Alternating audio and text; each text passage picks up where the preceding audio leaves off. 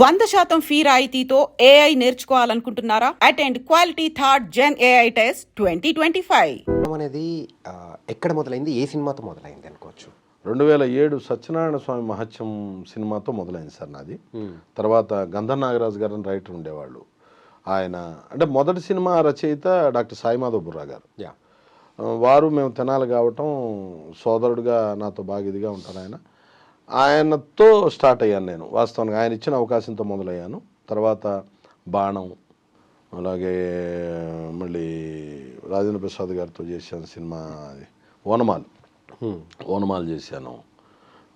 దత్తు గారు వాళ్ళ బ్యానర్లో చేసింది ఓం శాంతి శాంతి హే అని ఒక సినిమా చేశాను. ఓకే, అట్లా చిన్న చిన్నగా చేసుకుంటూ వచ్చాను. ఈ మధ్య కాలంలో ఈ లాస్ట్ 3 yearsలో కొంచెం ఫుల్గా చేస్తున్నాను. సో గుర్తింపు అనేది కూడా ఏ మూవీతో వచ్చింది అనుకోవచ్చు? 2 చెప్పుకోవాలి సార్. నన్ను ప్రపంచానికి ఒక ప్రత్యేకంగా పరిచయం చేసింది సినిమా. మొత్తం మనం ఉండక్కర్లేదు, ఒక్క నిమిషం ఉన్నా సరే మనం బాగా ప్రాచుర్యం పొందుతాం అనేది నిరూపించింది F3. తర్వాత మళ్ళీ మీమ్స్ రూపంలో బాగా నాకు పేరు వచ్చింది సామాజ వర్గమన.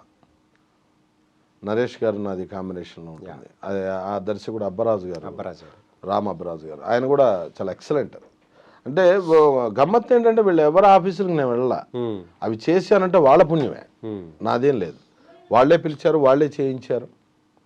అలాగే త్రివిక్రమ్ గారు అంతే. సాగర్ చంద్ర గారు నన్ను పిలిచి భీమ్లా నాయక్లో పెట్టినప్పుడు సెట్లోకి వస్తూ సారు పైన గైడ్లైన్స్ చూస్తున్నప్పుడు ఆయన నోట్ చేసి మీరు ఎక్కడా ఏమిటని అడిగారు నన్ను. పలానా చోట సార్ అన్నాను. అసోసియేట్ డైరెక్టర్ రవీంద్ర గారిని ఉండేవాళ్ళు, ఆయన చెప్పారు సార్ స్టేజ్ అండి విజయ్ గారని. అక్కడి నుంచి కొంచెం టచ్లో ఉండండి అన్నారు. అలా త్రివిక్రమ్ గారి జోనర్లోకి వెళ్ళడం జరిగింది. బాగా ఈ మధ్యకాలంలో బాగా పేరు వచ్చిన వెబ్ సిరీస్ బృంద, త్రిష గారితో చేసింది. దానిలో నిజంగా ఎంత అనిపించిందంటే, మీరు ఆ ఎస్ఐ పాత్రలో చేస్తూ త్రిష గారిని ఎప్పుడు ఇరిటేట్ చేస్తూ ఉంటారు, చిన్న చూపు చూస్తూ ఉంటారు. అరే కొంచెమన్నా ఎక్కడన్నా ఒక పాజిటివ్ అనిపించ అంటే అస్సలు లేనే లేదు. అది చాలామంది పెద్దవాళ్ళని ట్రై చేశారట. మరి నాకెలా వచ్చింది అనేది అది విధిరాతనే చెప్పుకోవాలి. భీమ్లా నాయక్ చేస్తున్నప్పుడే ఫణి అని అసిస్టెంట్ డైరెక్టర్ ఉండేవాడు, మాతో కూడా కానిస్టేబుల్ క్యారెక్టర్ చేసేవాడు దాంట్లో. అతను ఆ వెబ్ సిరీస్కి అసోసియేట్. అతను ఏం చేశాడు, సార్ ఒకసారి ఆఫీస్కి రండి సార్ అంటే నేను లైట్ తీసుకున్నా. 2 రోజులు అయిన తర్వాత సార్ మంది ప్యాకప్ అవ్వగా రండి సార్ అన్నాడు. వస్తూ వెళ్ళాను. వెళ్ళినప్పుడు ఆడిషన్ చేశాను. డైరెక్టర్ గారు వచ్చారు, నాకు అలా కాదు ఇలా అన్నారు, సూర్య గారు చేశాను, ఫిక్స్ అన్నారు, అయిపోయి. అది కూడా నేను ఆఫీస్కి వెళ్ళింది కాదు. అంటే వెళ్ళకపోవడం అనేది నా లోపమే, కానీ నాకు వచ్చిన అవకాశాన్ని జాగ్రత్తగా వాడుకోవటం నా బాధ్యత. అంతే, వెళ్ళాలి, తిరగాలి. ఇప్పుడు నేను అనేవాడిని ఎలా తెలుస్తాను వాళ్ళకి? నా ఇంటికి వచ్చి తెలుసుకోరుగా. మనకు మనం పరిచయం చేసుకుంటేనే ప్రపంచానికైనా మన అర్థమవుతుంది. ఖచ్చితంగా పరిచయం చేసుకోవాలి. ఆ లోపం ఉంది, సరి చేసుకుంటున్నాను, ఇంకా సరి చేసుకోవాలి. అంటే ఇంకొక విషయం కూడా అనుకోవచ్చా ఏంటంటే, మీకు అవకాశాలు రావడంలో నాన్నగారి పాత్ర ఎంతవరకు అనుకోవచ్చు? ఆయన రికమెండ్ చేశారని కూడా అనుకుంటారేమో అని అనుకోవచ్చా? అంటే చెబితే ముఖస్తుతిగా ఉంటుందేమో, ప్రొఫెషనల్ ట్రాన్సాక్షన్ ఇద్దరి మధ్య ఉండదు సార్ అస్సలు. ఆయన ఇప్పుడు సార్ మే ఇద్దరం ఏమవుతామో తెలిసిన వాళ్ళు అడిగితే కనుక చూడండి ఆ అబ్బాయికి కూడా ఏదైనా అవకాశం ఉంటే చూడండి అంటారు. కానీ ప్రత్యేకంగా భుజాన వేసుకొని ఆయన చెప్పటం కానీ నేను చెప్పమనడం కానీ ఇది సాధ్యమైనంత వరకు ఉండదు. స్వయం ఆయన నాకు నేర్పిన అలవాటు ఏంటంటే నీ పేరు నువ్వు సంపాదించుకోవాలి. ఓకే, నీ కెరీరు అలాగే నీకు సంబంధించిన సర్కిల్ మొత్తం ఉండాలి. ఆయన ఏమి ఇష్టపడతారంటే రమణ గారి అబ్బాయి విజయ్ అంటే ఇష్టపడరు ఆయన. గోపరాజు విజయ్ వాళ్ళ నాన్న గోపరాజు రమణ అంటే ఇష్టపడతారు ఆయన. ఒక తండ్రిగా అంతకంటే ఇంకేం కావాలి సార్? నేను కూడా ఏమంటానంటే అలా పిలిచారని ఆ గెలుపు మీదేగా అంటాను నేను. ఎందుకంటే అలా ఆ స్థాయికి తయారు చేయటం అనేది కూడా ఆయనదేగా. ఇప్పుడు నాకు గురువు ఆయనే. 90లో నాటకం మొదలుపెట్టిన దగ్గర నుంచి గురువు ఆయనే. 90 నుంచి 98 వరకు ఆయనతోనే చేశాను నాటకాలు. 98, 99, 2000 గుంటూరు టీములు నుసుము కోటిశివ గారని, అలాగే హైదరాబాద్ దుగ్గిరాజు సోమేశ్వరరావు గారు, ఇలా వీళ్ళతో ఈ బ్యాచ్తో చేసేవాడిని.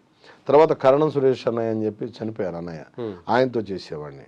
వరికోటి శివప్రసాద్ గారు అనే ఆయనతో చేసేవాడిని. ఇట్లా చాలా టీములతో చేసేవాడిని. మళ్ళీ నాన్న రిటైర్ అయ్యే టైంకి అనగా అప్రాక్సిమేట్ 2010 ఆ ప్రాంతానికి వచ్చే టైంకి ఒక 3-4 ఏళ్ల ముందు నుంచి అనుకుంటున్నాం చేద్దామా ఇద్దరం చేద్దామా అని. అంటే నేను ఒక పక్క నుంచి స్టేజ్లో ఒక స్టేజ్కి వచ్చున్నాను, ఆయన హైదరాబాద్ టీములతో చేస్తూ ఇద్దరం ఆపోజిట్ టీమ్స్లో ఉన్న సందర్భాలు ఉన్నాయి. ఓకే. ఆ స్థితిలో నుంచి నేను ఇక మన ఇద్దరం సొంతంగా చేద్దామా, దీన్నే నేను మెయిన్ ప్రొఫెషన్గా తీసుకోదలుచుకున్నాను. అంటే నేను చదువుకోలేదు సార్, ఇంటర్మీడియట్ డిస్కంటిన్యూ. ఓకే. నాటకమే తెలుసు, ఇంకేం రాదు, నేర్చుకోలేదు, చేత కాదు. క్యారమ్ బోర్డు కూడా రాదు సార్, తెలియదు, కార్డ్స్ పేరు కూడా తెలియదు ఈ రోజుకి. ఓకే.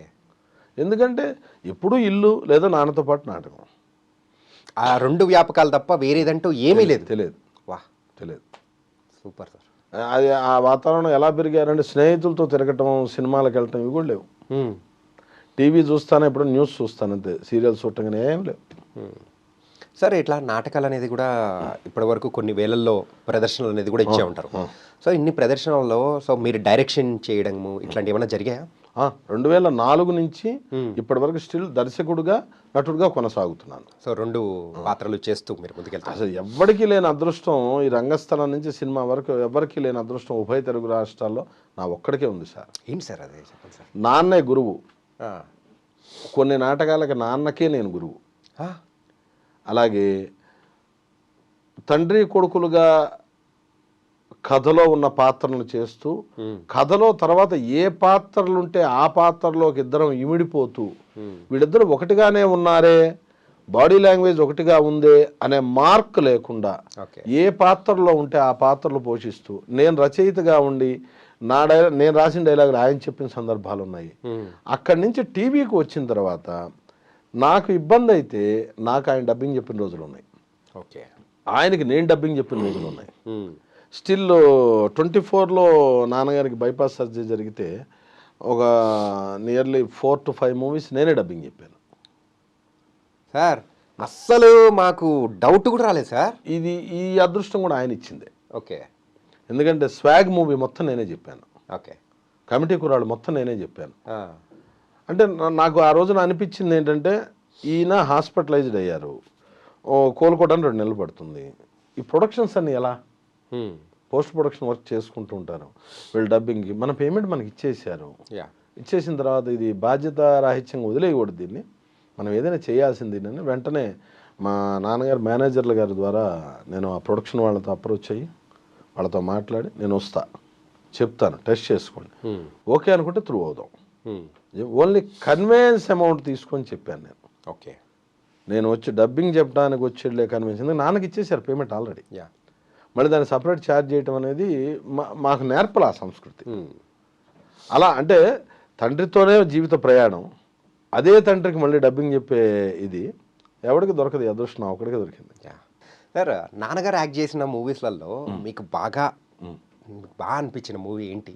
మిడిల్ క్లాస్ మెలోడీస్ చాలా ఇష్టం. అలా gangs of Godavari negative shade బాగా చేస్తారు, బాగుంటుంది అది. అలాగే రంగబలి అది బాగుంటుంది, స్వాగ్ కూడా బాగా చేశారు. కానీ మా అందరికీ ఒక్కసారిగా అంటే ఆయనంటే ఇదా అని అనిపించిన ఏదైనా ఉందంటే మీరు ఫస్ట్ చెప్పిన movie sir, middle class melodies. అసలు అంటే మన సొంత ఏజ్లో ఎట్లుంటే అట్లే ఉంటారు అనమాట. ఆ సినిమా మా జీవన విధానాలు మార్చేసింది సార్. ఎప్పుడు ఉండే చోటే ఉన్నాం, ఎప్పుడు తిరిగేదే తిరుగుతున్నాం, కానీ కొత్తగా ఉంటున్నాం, కొత్తగా తిరుగుతున్నాం. అంటే మనల్ని వాళ్ళు చూశారు, గుర్తుపట్టారు, మన చిన్నపాటి లోపల గర్వం ఉంటుంది. ఇంతకుముందు ఎవరు గుర్తుపట్టినా, ఎవరు చూసినా కానీ, ఎవరు మాట్లాడిచ్చినా, ఎవరు మీరు ఆ సీరియల్ చేశారంటే అవునండి, మన డ్యూటీ మనం వెళ్ళిపోయేవాళ్ళం. ఇప్పుడు ఒక చిన్నపాటి గర్వంతో తిరుగుతున్నాం. దానికి కారకులు దర్శకుడు వినోద్ గారు, అలాగే భవ్య క్రియేషన్స్.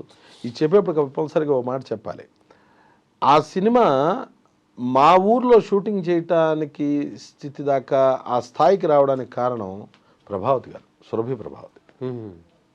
తను ఎందుకంటే తను వాళ్ళకి సెలెక్ట్ అయ్యి వాళ్ళ దగ్గరికి వెళ్ళినప్పుడు, తను కూడా మా టీమ్ ఆర్టిస్ట్, తను వాళ్ళ దగ్గరికి వెళ్ళినప్పుడు ఏం చేసిందంటే, తను మీకు విజయ్ గారిని ఆయన పరిచయం చేస్తానండి, ఒకసారి మీకు థియేటర్ ఆర్టిస్ట్ కానీ లొకేషన్ కానీ ఒకసారి చూడొచ్చు మీరంటే, వినోద్ గారు వాళ్ళు గుంటూరు రావటం, అలాగే వాళ్ళు కొలకలూరు రావడం, సన్నీ గారు కెమెరామెన్ అందరూ, అలా ఒక వరుస కుదిరిపోయింది.